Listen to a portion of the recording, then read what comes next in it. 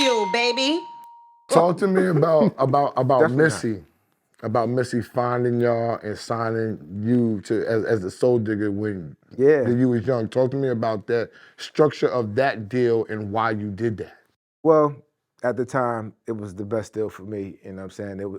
I was new to the game. Me and my brother Bless and Corte. Well, actually, Corte brought Missy to us because that's his cousin. Okay. I never knew that Corte. I didn't know that was cousin. That's his blood cousin. I didn't know that. Okay. And listen, Missy was hot as fish grease, man. I had a toss up between Missy and Puff at the time. Puff wanted to do the deal and sign us, but I chose to sign with Missy because she was a songwriter. I'm like, well, she's gonna write to all my beats. You know so you thought? Yeah, she wrote to all of them, but that don't mean it didn't come out though. Okay, I got you. Missy would have a track, she would write to some shit, and that shit won't come out to 10 years later. You know what I'm saying? So she probably got shit in her vault still that y'all did. She have shit in her vault, bro.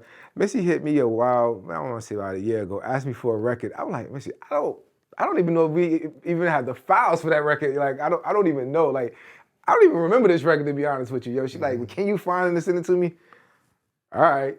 Like, you found it? No, he ain't find it, but he can't tell Missy on the phone. He got to attempt to look for it, although he knows I'm not going to find it. Gonna find that he's going to make calls. Yo, do you know where so-and-so wants to make the calls? Then you fade to black. I don't got it. I don't have it, man. I don't got it. But she was a beast, man. She taught me how to work hard, man, because she just was a artist that worked around the clock nonstop. And you know, she didn't try to fit in.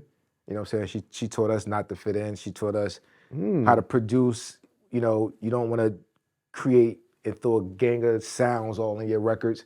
You know what I'm saying? You got to let the writer get a chance to write to a half of a track, and then you add on after the song. You know what I'm saying? Around. That's called building around it. Yeah, you build around it because producers like to put 1,000 sounds in their track, and it leaves the writer like, damn, they don't even know what melody to catch. It's too many sounds in their track. So she'd be like, yo, boy, just give me a kick, a snare, and a hi-hat, and one sound, and I bring the record, and then you just build around it after that, yo. And you notice a lot of Missy tracks is like, don't have too much music in them. You know what I'm saying? It's like the bare minimum. Yeah. Because her voice and her vocals is the instrument as well, too. You know what I'm saying? So, but it's a great process, man. We learned a lot from her, man, and it was a deal that probably to this day I look back like, oh, I would have never did that deal. But guess what? That was the best thing for me at that time. Did it teach you business? Because your business is up in this business. When I think about you, I think about you as a businessman and then a producer. Yeah. You know what I'm saying? And I always did. Yeah. So it wasn't like when you was younger, I looked at Bless as Bless is gonna be in the studio. That's what Bless gonna be at. Right? I felt like K-Mack was more of the Pharrell for them, saying, I'm gonna be in the studio too, but there's other things that we can do as well. I don't wanna be pigeonholed to be a beat maker. Nah, because I know somebody gotta be outside. You know, somebody gotta be outside taking care of the business. You know, I'm a hustler first, you know what I'm saying? I come from outside.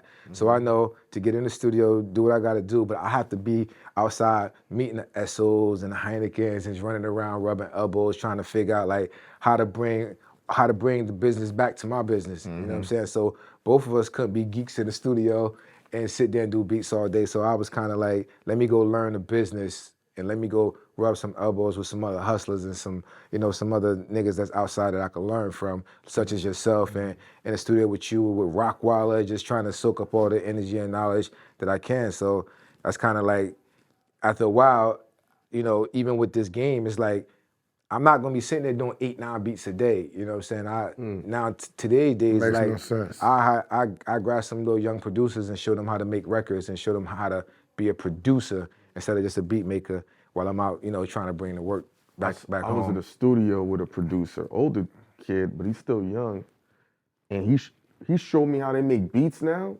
It's ridiculous. Yeah. He just went through a bunch of sound banks, put them all on the timeline, just mixed them, and then let the computer put everything else together. I mean, that's just what it is. It took like 3 minutes for him. Yo, he got beats for us. They're all good. It's crazy. Yeah, I mean, that's kind of like, for me, you know, it takes the creativity, and just like, for me, I'm used to just sitting there making sounds, chopping samples, and spending a week just making sounds, chopping samples, and putting ideas together.